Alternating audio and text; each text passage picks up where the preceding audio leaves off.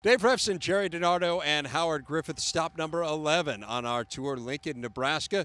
The show will air in its entirety on August 24th on BTN, but right now on BTN.com, guys. Some thoughts on what we saw from the Huskers. Overall, I think the most improved team that we've seen. This is our 11th stop. I think talent and depth, just much more impressive than the spring. It was impressive in the spring, but you put that incoming class, you bring all your injured players back from rehab, and you start out in the fall camp. Man, it's an impressive physical roster. And you talk about Nebraska football, you're talking about trying to win championships, and that's how we gauge this team. Can they go out and win a championship? And I think they have the ability to do that. They have some unanswered questions on the defensive side of football, but when you have a high-flying offense and a potent offense the way they have, if they're able to take care of the football this year, I think they're really going to cause some defenses a lot of problems. But Howard, to build on your defensive point, ninth in scoring defense a year ago in the conference, 10th in rushing defense. I mean, that's nowhere near the championship level.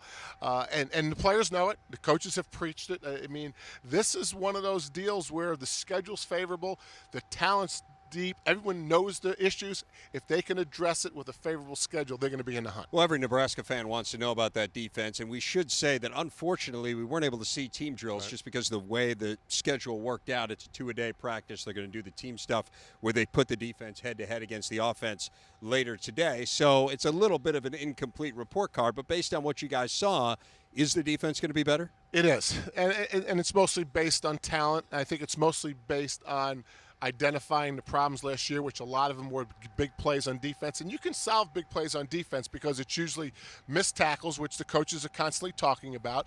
It's missed assignments, which is a mental error, and it's losing contain, which is half physical and half mental.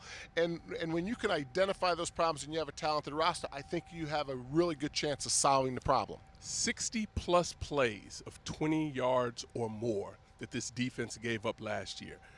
I'm willing to go out on a limb and say they're not going to be anywhere close to that this year, giving up those type of plays, because they have young guys out there, but they're going to be hungry, but they also have to dial in. And you talk about going back to fundamentals, and it comes down to tackling and being assignment tight, really understanding your assignment, your alignment, what defenses, offenses are trying to do to you. So I know that they'll improve there. And you talk about the talent. It's young.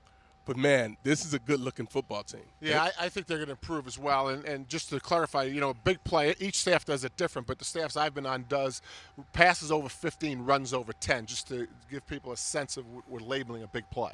Well, there were a lot of them, unfortunately, against the Huskers last year, 29 of 30 yards or more. That is the most of any team in the Big Ten. The flip side of that, guys, is offensively they really look to be dynamic. They were a very good offense last season. They have most of the returning skill players back.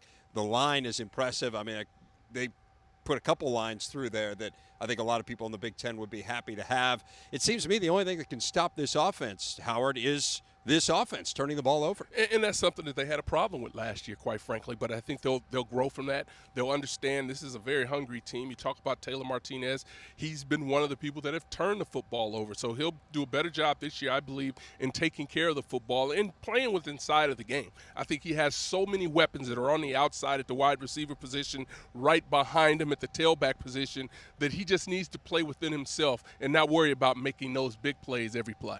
And again, problem, what's the solution? This is a problem that the solution's clear. Turnovers. How do you have turnovers? Well, defense makes a great play. Not much you can do about that.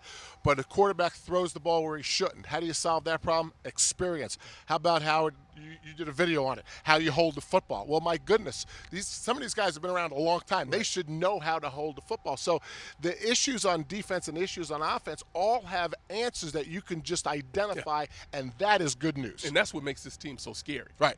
Think about this. If they identify and they correct the mistakes that they had last year, the talent that is on this roster is unbelievable. It's not like they're saying the answer's a new team.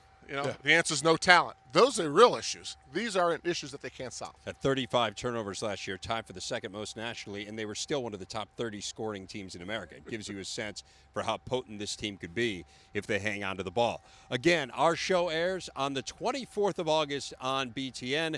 We are headed to Iowa City. Final stop on our tour. We'll see you there.